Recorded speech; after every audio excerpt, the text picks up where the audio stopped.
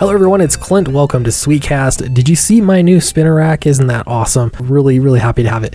Alright, so this video is going to be great. I'm really excited about this one because we're going to talk about breaking into comics. I had another highbrow conversation on Twitter with a comic book pro, and so we're going to get into that. But maybe if you've ever been interested in learning what it's like to break into comics, you've probably heard this little anecdote. And when I say anecdote, I mean metaphor. But here's one for you. Those memorable words that breaking into comics is like breaking out of jail. You can only do it the one way, one time. Or maybe you've heard it like this. I will warn everybody, the path to breaking into comics, as was explained to me by Mark Waid, is like breaking out of prison. No two people do it the same way, and they always seal up the hole after you get out. Do not follow that path to trying to break into comics because it will not work. Breaking into comics is like breaking out of jail. And so that once someone finds one way to do it, that way is closed, and you have to find another way in. Trying to build a prison. When I boil it all down, I think it comes to Jim Valentino's advice right here. You need to produce, and you need to produce a lot. And you need to keep on, for most people, you need to keep moving forward. That you can't stagnate, you can't rest on laurels. So whenever I hear advice on very specific ways to follow to break into comics, I kind of doubt that it actually works because things change so often. I think there are certainly ways that work to crowdfund if your goal is to crowdfund, but is that breaking into comics? I think it can certainly be. If that is your goal.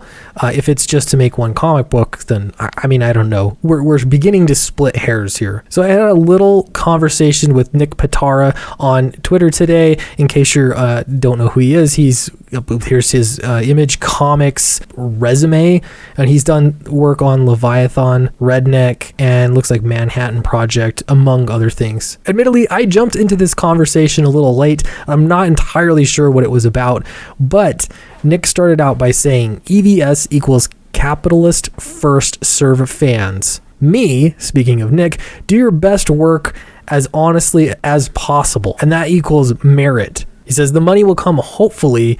You equals neither and both. So besides that being just a little bit confusing how it's worded, he does kind of give you the whole Field of Dreams speech here in a nutshell. If you build it, nerds will come. So I decided to respond, and as always, I'm always polite. I don't know why people want to fight with me on Twitter. I said the money won't always come, but you can try to make some books that people will like and increase the odds. And I've been saying this from day one, not from day one, but once my crowdfunding project got funded, this was my mindset, was that I needed to make something. I think that's actually how this conversation got brought up. You need to make something that the chances are a lot of people are going to be at least mildly interested in your story. If you're just making comics for you, just doing something that you love, that's great. That's perfectly fine. Hopefully you're not so strange that nobody else is going to enjoy it either. Chances are if you like it, you're going to hit some population of people that will also like it. However, having said that, I've seen a lot of comics that have literally no target market. I have no idea who it's written for, and that's because I think some comic creators are just making obscure comics for themselves. They have some kind of inside joke or some kind of special interest, and that really alienates fans from wanting to jump in and read the book. Of course, if you're a creator that does well, you do good work, and people trust that you're going to execute this strange story, obscure story very well, people will probably take a chance on it.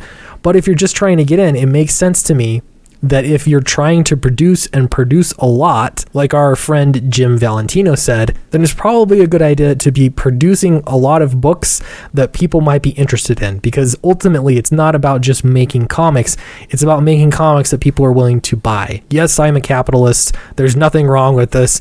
It costs a lot of money to make a comic book, no matter who you are and whatever you think about how much money you should be making on comics. The truth is it's very expensive to make, and so you have to make money to justify continuing to do it. And if you're interested in just making comics for free, then I don't know. I guess hit me up. I'd love to just hire you to do if you're an artist.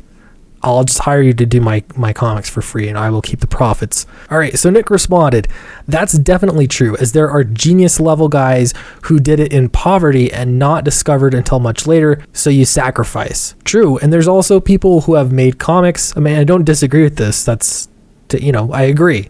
There are a lot of people who have been really good at making comics and they weren't discovered until much, much later in their life. But there are also people who have tried making lots of comics and never got discovered and they just weren't good at it. I kind of think of like the American Idol thing. You see people singing, everyone knows they're terrible at singing, but they still have to dream. And so they want to keep trying. Now, if you keep at it, that also increases your odds of getting better at it and mastering the craft if you really focus on it and take advice and have a thick skin. All right, so Nick continues. He says, died in the game is some kind of balance, but I think you need to stay consistent. I have to live in a merit-based world because ultimately that's all I can control. Listen to my voice and trying to get better, not jumping through hoops looking for YouTube convo content to entertain. And the great irony here is that I'm actually using this exact conversation for YouTube content. Got him! Again, though, he's right. And I'm not sure that he's ever had a YouTube channel or done anything like that. But jumping through hoops to get YouTube going. I'll tell you, YouTube is a ton of work. It is a lot of work. I think most people underestimate it. I know that I did going into it. I underestimated how much effort it takes to have a YouTube channel.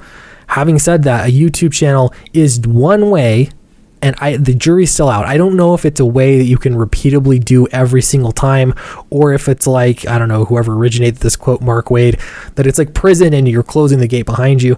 I'm not sure. I guarantee you somebody's going to be starting a YouTube channel and have better content, and they'll, surpass my channel, surpass Diversity in Comics, or your boy Zach, EVS. They'll do better because that's just the way of the world, right? It happens. And so if you use that to make comics, that's awesome.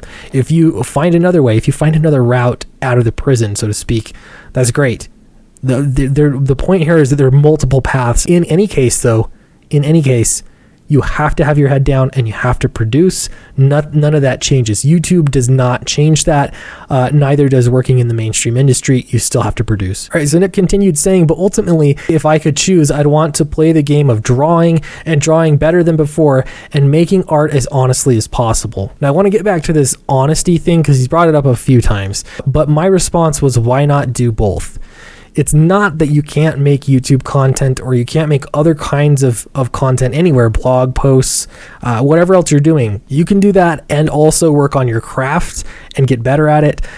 Honestly, this is the only thing that's really made it possible for me to get as far as I have, which is so great. And I thank everybody that supported me. All right, so he responds again. He says, it's hard because you become a content provider, a marketer, a distributor, a social communicator looking for material to keep up a web presence. Yep, that's exactly what it is. It's very difficult. It's very time consuming. However, it's a way outside of that prison. I'm trying to build a prison. To which I responded, indeed, I've been at it for a year now. It's working, but it burns me out sometimes. If I could let go of my day job, it would be more doable. If I find a balance, I'll let y'all know. And Nick responded one more time. Thanks, man, and good luck. Do it any way you can and by any means that can, and still keep happy. And whatever it is, streaming, writing, drawing, strive to get better at it. It's all you can bank on, I think. This is why I wish more comic book professionals would have discussions with me anywhere. Twitter's fine, but anywhere. Because having these kinds of honest conversations, I think, are helpful. We don't disagree, I don't think, at all, really. We're just coming at the same problem from different angles. He knows what he has done and what has worked for him. I know what I have done and, what other YouTube creators and comic professionals have done with crowdfunding, and know that it works. But what it isn't is a promise that it's the only way to come in, or my way is the best way, or your way is the best way. The truth is the best way is whatever way you discover to get in. If you liked that video, please give it a like and subscribe. It really, really helps out the channel. And if you've been thinking about breaking into comics as well, maybe even share this video out because that really, really helps. I'll tell you, this is my first comic to be published. Downcast. We closed the campaign, so if you wanted to back it, it's too late. I'm sorry. Next time. Ultimately, we raised $31,714 from 927 backers. That is insane. Thank you very much, everybody. Onward and upward. I'm going to keep you updated on Downcast and what's coming next. I'll continue to give updates, but right now we're in the process of getting it lettered and working on some of the pre-press stuff. So if you ordered Downcast, it's we're ahead of schedule. It's not going to be too much longer. And because, like Jim Valentino says, you should always be producing and keep going and trying to stretch.